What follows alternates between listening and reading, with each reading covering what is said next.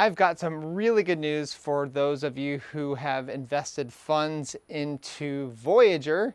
And also I got some very disturbing news about large personalities in this space that are begging for regulations. But before I get into this, please like, subscribe, and please sign up for the CT Club, where you get our trade alerts portfolio and you get to see how we are handling this bear market and what pretty interesting coins we're getting into. So on August 11th, Voyager is going to allow its customers to finally take out their fiat or cash. They will have a limit of $100,000 a day, not in one go, but a day, for as long as it takes to get the cash out or whatever. But this does not include crypto, so your crypto is still locked in there, okay?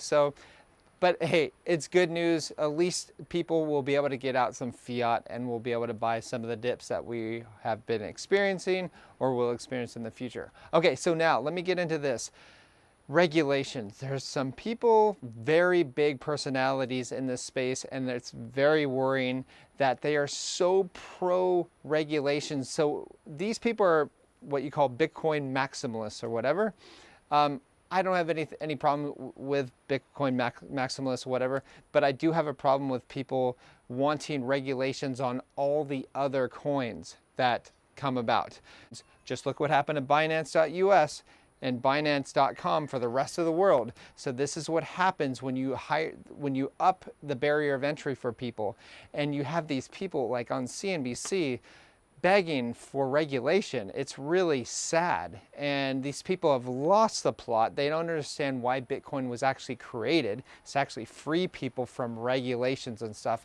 The good news is that here it is that the more that governments go ahead and push this regulation stuff and red tape and bureaucracy, the more that the free market is going to be able to build around it. Okay, so that's what happens. So 5 years ago, 6 years ago, even 10 years ago, there wasn't as much of a need for it. But now, because so many people are involved in this space and want to participate in crypto, even though the barrier of entry is becoming higher, DeFi is coming around. And yes, there's a lot of crap out there, but you can't just throw out the baby with the bathwater, you know?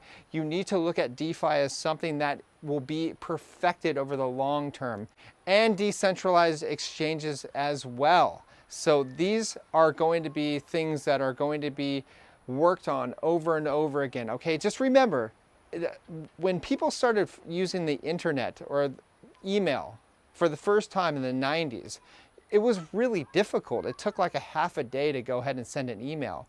But now it's gone really fast over the years, over the decades, okay? So you gotta give this stuff time and not just throw it out, you know what I mean? So I think that that's really gonna be an important feature, especially as governments continue to crack down, and they will succeed in this.